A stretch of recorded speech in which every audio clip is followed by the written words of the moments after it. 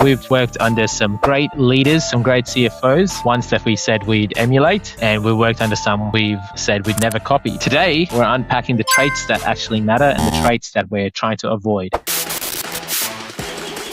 talking about That's a good point. I know I've done a where Welcome everyone to the Ash, Hubert and Kevin pod. Welcome to the Accountdads, the podcast for the finance and accounting leaders, strategizers, thinkers, and doers. Now, boys, we've worked under some great leaders, some great CFOs, ones that we said we'd emulate, and we worked under some we've said we'd never copy. Today, we're unpacking the traits that actually matter and the traits that we're trying to avoid.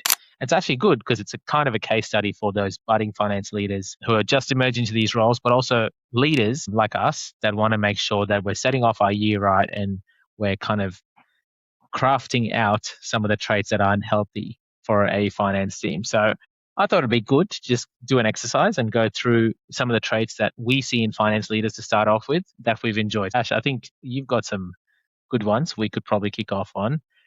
Maybe start off with one of your traits that you've enjoyed in some of the leaders that you worked under.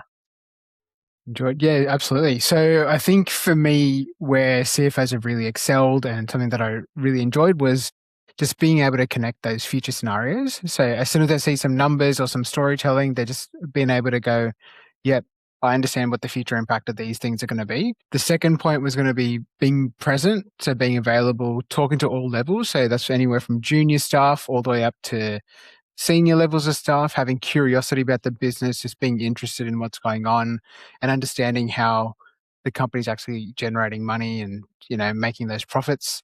And finally, with good CFOs, it's always been about like being open to ideas. And not just shutting things down, but just having that ability to come back and say, hey, how do we actually want to grow this business? What do we need to invest in? And what's it going to take to get there? So I think just having those three areas of like curiosity, open communication, and just the ability to start data mining and sort of predicting as well. Give me some concrete examples on that, Ash. Some ways that's worked out. Take me into your world. You're a bright-eyed accountant. You see this leader do this. Tell me the story. Yeah. Yeah, good point. So look, I've just started in accounting, and what I want to see is a CFO that's actually had the humble roots, grown up, gone through the ranks, but then having the ability to come back and say, hey, look, I'm spending time with the operations divisions. I understand what's going on. And if things are spiking, I'm not afraid to just call a division up, call the operation department on and say, hey, what's going on here? Hey, why did my sales spike? They can't just say, hey, I missed budget by 10%, but hey, actually, what product sold? What didn't sell? And why are we still stocking that for next month? Can we change that? What do we need to do? What's changed in the market? Now, if you're a good CFO, you'd be able to understand saying, hey, if we've banked our whole budgeting and forecasting under one number, we need to start adjusting things in the future. Otherwise, we're going to have an oversupply and there's going to be some dead material. And as a junior accountant, when you're coming through the ranks, you'd be like, hey, that's really good because that person's got a lot of knowledge, but they also want to take me on that journey of going, how did I get to this? Like, how did I get to this knowledge? What sparked it? Who do I have a chat to? And how do I get there myself? So I think it's one of those ones where your CFOs are taking on that journey of, once again, learning, understanding the business drivers, and just being open to how their minds are working. I think it's really concrete there. Yeah. So Hubert, you've got a point there. Your first trait that you like is a CFO is willing to get into detail with the team, which is like that, right? Which is like what Ash has just described. Ash has described kind of someone that understands scenarios, being present, and you'll say you've liked that the CFOs or the leaders that you've worked with have rolled their sleeves up and worked alongside the team and tried to understand the problem and try to problem solve with them. Correct. Yeah. So for me, it's more like I look like from more the people side of stuff where I want to, the good CFOs I've worked with sort of tend to be quite heavily involved with the team as well. So that I don't sort of just leave the team to do what, just whatever they want. They're in the battle with them. And there's sort of characteristics that I like is when they sort of take care of the team. And I think that's what, like, look, you tend to pick you hopefully pick a good person in your team, and then the skills are there. It's all about managing the people, and a good CFO should be able to do that. Manage the people correctly, and so that's what I was like. The leaders I like are ones that are tough, but fair as well. So so they expect the results. They go, you got set see KPIs, you got set schedules, deadlines, whatever. But he's fair enough to sort of push you guys, train you guys, and and get you up to the speed as well. So to me, as much as it's the CFO smart guy knows what he's doing, it's all about how he deals with the people in the team. I think that's key as well. Kev, tell us about what it meant for you for being like working with a great CFO, and what do they consistently do well? I want to tell you a story, Ash. The first point I have is memory, which I've really appreciated in the leaders that I've seen, because I've got terrible memory, particularly with numbers. And I remember just showing sometimes CFOs, we go through P&Ls with them. This particular CFO, I'd show him a P&L at month end and say, yep, these are our results. This kind of draft, we're about to wrap up in a couple of hours. And he'd be like, he'd just eye test it and say, yeah, that doesn't look right. Oh, just check this. Something seems off about this. And he'd just look at various numbers in the P&L, be very obscure things. And he'd just have this gut feel that things don't look right. And sure enough, we'd go and check, and 9 out of 10 times they actually aren't right, or there were things that we needed to look into a bit deeper.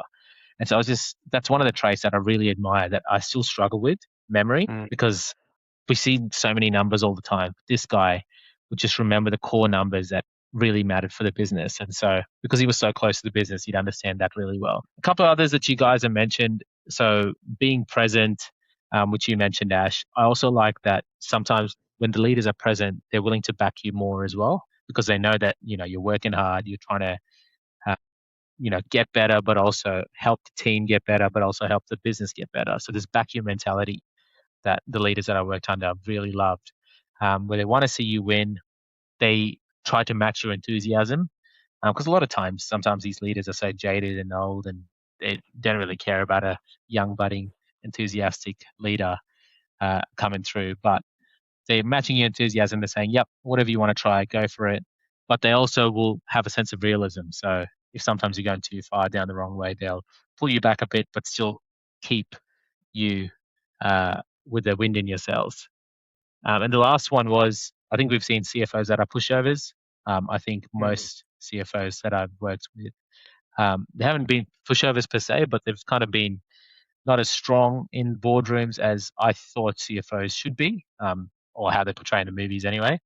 But when I have seen firm CFOs stand up to CEOs or board members, not just out of sake of standing up to them, but just being confident on their ability, their knowledge, and their understanding of the business, I thought those were big moments that gave me inspiration as well to kind of have confidence in what I do. Absolutely. I mean, hey, let's go more into the like. Have you actually seen a CFO and a CEO, let's say, buckle heads and like inside of one boardroom, or have you always seen like they need to be best mates type of situation? Yeah, I think you probably know this because you did your AICD course. But I wonder if there's this perception that you always need to be mates with a CEO, like not friends, but you want to be aligned eye to eye with him, because ultimately the CEO is steering the direction of the business, and you don't want to be offside. But I think there is a sense of the reason the CEO has hired a CFO is to be that person that identifies the risks, that sometimes is the sounding board when a CEO is all go, go, go and trying to drive the strategy.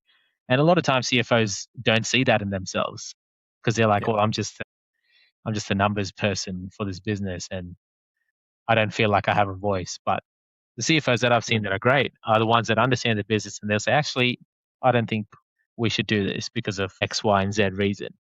Have you seen Have you seen CFOs like that? Yeah, absolutely. So I've seen some that just absolutely, but like as in a respectful buckle, not like a cutthroat environment. Yeah. Respectfully, and those companies have gone above and beyond and started like doing things that I didn't think were actually capable of doing. And I've seen ones that have sort of CFOs who have gone up through the ranks. Not to say all CFOs who've gone up through the ranks react like this, but then because they're now at a position of power and they've been so loyal to a company, they're less likely to challenge the CEO. So they're like, hey, I'm not going to rock the boat. I just got this gig. I just want to get things like ticking along. So every time the CEO is just doing their thing, they're just like, oh, we just need to keep providing more PowerPoints because that's our full-time job, right? It's, they're doing this. We need to figure out how to validate these numbers. Just accept it. It's good to go, right? The CEO is saying it. So you don't get that soundboard effect. And I think that's a big part of that skill where we miss. Then you end up discounting yourself, right? Because then you end up just becoming this almost analyst that's gone up through the ranks, right? So That's right. yeah, it's a tough This one. is Yeah. is a good segue, Ash, because the second topic is the traits that we have rejected. Traits that we've Yeah. seen in finance leaders or CFOs that we swore we'd never copy. And I see that one of your traits, actually, it was one of Hubert's traits, but he's not here, and yours as well, is not being a people leader, but just a good individual contributor. Is that the point that you're talking about? Like, they've just kind of come throughout being a good accountant. Absolutely. So being a fantastic individual contributor, and when it comes time for promotions, often those individual contributors do get promoted up throughout the ranks. It doesn't necessarily mean they'll become great people leaders after as well, right? So just because you got the title now of manager or executive or director does not mean you're instantly a good people leader. And people leading, like, as you know, takes a lot of time and effort, right? Like, you need to spend a lot of time and a lot of effort with people to understand what their drivers are, what their behaviors are, how to get the best out of them. It's definitely not a one size fits all approach. And then you can't just say, oh, hey, if you work really hard and 16-hour days, we'll give you an extra 5K at the end of the year and change your role title to senior at the end of it, right? Like, it just doesn't work that way. And there's some sort of always like a rigid tension, it feels like, because they're like, oh, I had to work hard to get this. So yeah, you have to work harder than me to get to where I am, or vice versa, right? Like, so it's a bit of a difficult situation. What's been your experience with that stuff? Yeah, I think, and often the challenge is as well, when it's kind of a hard one, because when people get promoted to people leadership roles, there isn't really training, but sometimes it's really hard to train someone. Like, it's easy to sit in a lecture room and learn how to lead, but you need to actually go into the fire, and you need to get that feedback from other leaders around you. And more often than not, there's no that process isn't there. And particularly for accountants and finance leaders is really important, because we don't build those social skills early unless you're in roles like you and me have had the privilege of being in audit or some customer facing roles where you can build these natural social skills. And I think that's why you probably see more often than not auditors thrive in finance leadership roles. Have you seen that as well? Oh, it's a mixed bag for me, right? So I think with audit, the interesting thing is when you go from, like, let's say, a graduate program, you work your way up. Within a year, you've got a new grad program that comes in, and so you got a 1 year tenure in somebody. So you know the task that they're gonna be doing. So it's easy for you to lead them for that one particular task. Yeah. And I think as you go up the chain, it's like a cog, right? So you just move up a cog, and then the bottom cog, you sort of understand what they do. You understand the higher up, and as you move up, at one point in time, you fit well within this whole machine. But then when you get stepped out and you get chucked into a commercial role or a data role or something else that you don't fully understand, that's when this whole segue doesn't work, because you haven't had that background, right? Yeah. And that's where I think, like with auditors, in my view, I was like, like, I've managed auditors as well, and auditors who have converted to commercial roles. I'm like, oh, you a people leader? And like, yeah, we manage teams. I'm like, you just manage a team of graduates? Like, yeah. I was like, oh, okay, cool. That doesn't count. That's like, because in my view, I'm like, well, you know exactly what you're doing. You can have an SOP. You can pretty much have all the words out, and they just follow it word by word. So I'm like, well, what happens if that person needs to go pick up their kids at 5 p.m. and the other one just wants to go home, and you're going to be like at 8 o'clock at night, just, hey, can you guys wrap some files up for me? I'm like, you're not going to get the best out of anyone there. Yeah. But I'm like, if you understood saying, hey, look, this person is really interested in some strategic piece of work, and the other one's really focused on some, like, I want to dig my way into some, massive rabbit hole, and they're really good at that. And I've got two pieces of work. Hey, I'm not going to give the rabbit hole work to the strategic guy and give the strategic stuff to the rabbit hole person. I'm like, hey, I can just divvy up the work, so everyone's getting the best of both, right? So, but that takes a people leader to understand there's two different types of work, two different types of people. Let's allocate them out. So it's been. I think audit does get you that initial exposure. It absolutely trains you, like, going, what do I need to be careful of when I'm training a junior? Like, what documentation do I need to have in place? What systems or processes? It gives you the basics. You know what I mean? So yeah, that's right. Ash, you got a point as well on a trait we'd reject that I think is similar to one of mine. So this is, well, I've got not being in the business, and I think you said something similar, not being commercial enough with business outcomes, so not understanding what drives revenue, cost, and profit, and understanding long-term impacts. So this is essentially a leader that is an accountant, coming back to the individual contributor. Yeah. and not understanding operationally how the business runs. So that's a trait. Where have you seen kind of? Give me an example of Yeah. Okay. how Well, that's right. worked. The good old Mike Tyson going on here. Right. No worries. So I think, look, I think for you to become an effective CFO, you need to spend time in the commercial grounds, right? When I say commercial, something with the business partnering like that, and not for a 1 month period of time, maybe 6 months, 12 months, etc. Right? If you come from a financial control background and you've just been doing month-end closes and balance sheet recs, etc., you're always looking in the past. So you're always reflecting on what's going on. And yes, you can do a budget and forecast based on what numbers you've seen and make up as many trajectory points as you can. But the reality is someone's making those calls for the future of the company. And as a CFO, you need to be directing or supporting that component of, hey, if we make these calls, this is going to be the impact right now. So when, I've seen clear examples where revenue's been down, the first thing the companies would like to see, the CEO's gone is like, well, we'll go and get that really heavily discounted margin client. We'll put them back on the books again. And the first thing I thought was like, don't do that because that's going to wipe your margin in 12 months. And then when it'll be here in 12 months talking about why our margin's so low. I'm like, you've just got it up to a level. Are you willing to chop it just for a couple of months of additional revenue, which is going to be passed through? Like it's all zero, almost zero margin, but your revenue looks high. Yeah. Like, yeah, just make the number because that's what, Global want to see. And when it did that, go figure, 12 months later, like, oh, why is their margin so low? I'm like, you signed on these clients. They're going to smash you now. Like, you're doing work for free, right? Like, and the time like, oh, no one told us this. I was like, are you guys kidding? I could see it. Like, your CFO could not see it for the life of them because they were just like, oh, we just need to get more money. And that's what we've been told. Don't question anything. So I was like, yeah, guys. And it's short-term decisions, which long-term impacts. Yeah. And that's what they're not realizing, right? Because they're going to all make their bonuses come quarter one, whatever, close That's the right. year, then move on and they're out the window. This is where you got to understand the driver behind behaviors, not just for employees, but also for leaders, why they do certain things at times, and build that perspective, not just for yourself, but for your team. You got another one. This is great. Missing the point, getting hung up on tidy presentations rather than getting into the nuts and bolts of why numbers are changing. So the crux of this is sometimes these leaders aren't focused on the big picture. And you want them to actually be focused on the big picture because you've got a team of people that are focused on the detail, but they just care, oh, my presentation doesn't look great. Like this is formatted wrong. When you're actually trying to say, hey, you're actually missing this big point here. This is a story that I don't think that we're aligned on, that we need to actually focus on. That's the kind of example that you're giving. I know you've just been doing board packs and stuff. Absolutely. No, and I think it is right. Like, I mean, tidying things up, it's got a time and place, but when you sort of stumbled onto something, you may not know all the answers as well, right? You may just have found a series of data points and you're like, hey, this is what I'm getting. Are you guys seeing the same story that I'm seeing with the same data points? Because your perspective and my perspective may be different. And it is really good to get those perspectives from those data points.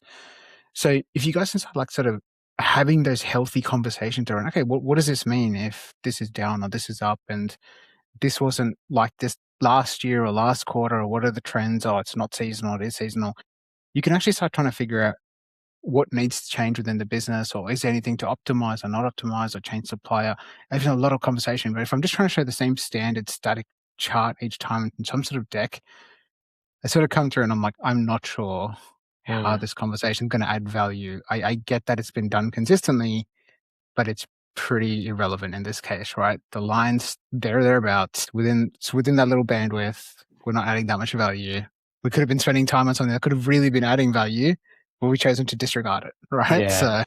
So, how about yourself? What's been your exposure there?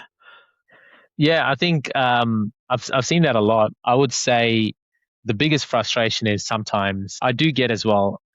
This is where I need to sometimes rein myself in because I have had those frustrations too, but I also understand that they're sometimes presenting to a board who will also pick up the things that they care about because they've seen it being ripped upon previously. Sometimes I'm like, well, why do you really care about that? It doesn't really matter. But I'm trying to also build perspective in me, say, well, they've probably seen another executive sit in that meeting, present something, and they've been ripped on by someone else. So there's this chain effect that's being created.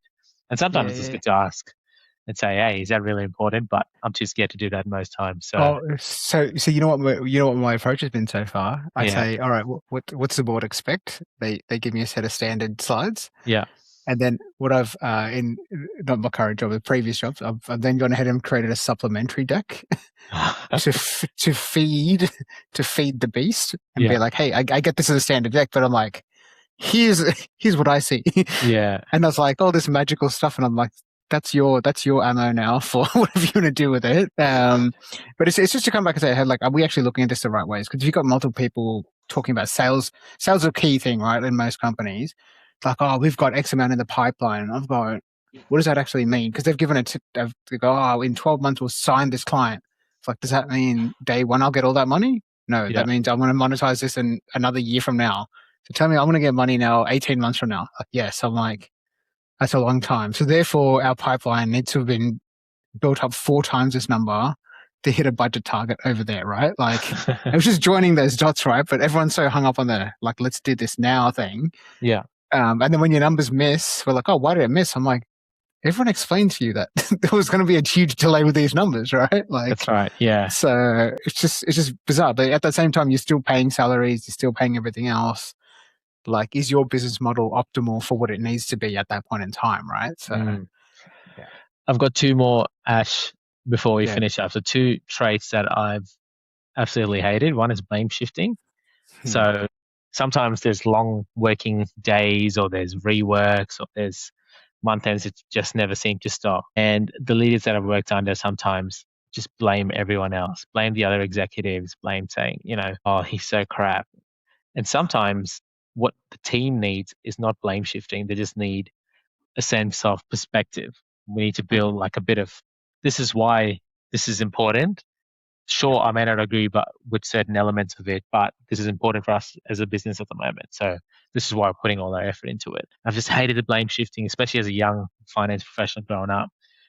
I just heard stuff like that and I was like, I never want to be like this, man, because I can see that is just creating such a detrimental effect on the rest of the team, and that everyone yeah, else is just blame shifting. No one yeah, is actually correct. enjoying coming to work because they're saying, oh, what's the point anyway? All these guys are Yeah, yeah. crap, kind of thing. And that feeds into my second point, which is negativity and pessimism. I think as a Mm, leader, it's good to be real at times, but I don't think you should ever be negative with your team. mm. Um, and I think once that starts creeping in, it has a network effect, not just with your team, but then they start feeding that with the people that they work with, and the GMs or the other executives that work with them start to get that energy as well. And all of a sudden, finance loses their brand in the Yeah, business. yeah, yeah, yeah. And it creates a ripple effect, right? Because you lose really good people as a result of that, right? Because a lot of people have that breaking point where they're like, actually, I'm not that happy anymore. Yeah, Finding a job's not that difficult. I can just go on any job board and find something. I'm going to leave. And then one good person leaves, that usually has a ripple effect. And before you know it, you've had to re-recruit a whole team. And you got departments in that are sort of like almost laughing because going, oh, look at you guys. Are you what? Team A, Team B, Team C? Like, we've had so many of you recently. We have no idea. Like, should we even memorize your names? yeah, Because you'll be out of here in 6 months, right?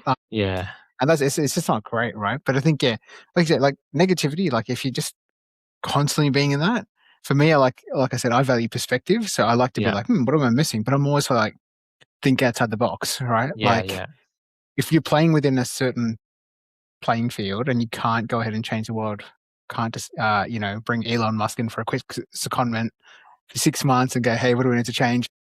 Just, go out and figure some stuff out, because sometimes you're not allowed to change the infrastructure. So it's like, how do you optimize that stuff, right? And if you have the same people that haven't been exposed to stuff, they don't know anything else, right? They've only been grown, what's the word? Institutionalized by that yeah, whole area. So if you come in with all these fresh ideas, you almost come as a threat.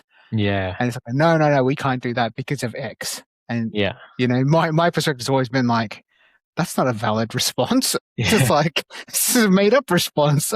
Like, what? I was like, yeah, this makes no sense. And they're like, oh, okay. I was like, let me go ask the actual person. And they're like, we didn't say that. I'm like, oh, right. Okay. Obviously there's some tension here, which I shouldn't have crossed, but, just yeah. getting to the source of it, right? So, good. Keep double clicking until you find the source of the problem. Yeah, exactly right.